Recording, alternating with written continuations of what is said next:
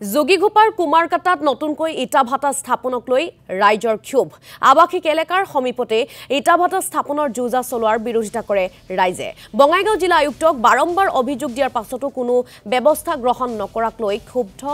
হৈ পৰে ৰাইজ ইটা ভাটা নিৰ্মাণৰ সপক্ষে দালালে ভয় ভাবুকি দি একাংশ লোকৰ পৰা স্বাক্ষৰ সংগ্ৰহ কৰাৰো অভিযোগ উত্থাপন কৰিছে অঞ্চলবাসীয়ে ইটা ভাটা স্থাপনৰ ফলত ঐতিহাসিক দলনি বিল ৰবৰ বাগান আৰু অঞ্চলটোৰ কৃষিভূমিলৈ অহনি সংকেত অহাৰ আশংকা অঞ্চলবাসীৰ বিষয়টোত মুখ্যমন্ত্ৰীৰ হস্তক্ষেপৰ দাবী কৰিছে স্থানীয় ৰাইজে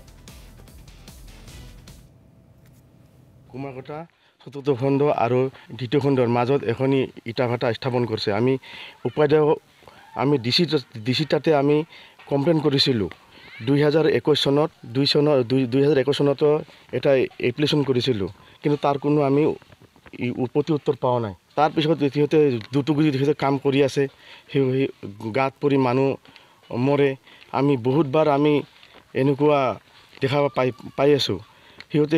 কেইজনমান স্থানীয় ব্যক্তি সহকাৰে সিহঁতে ইটা ভাটাতে দুটুগুৰিত কাম চলাই আছে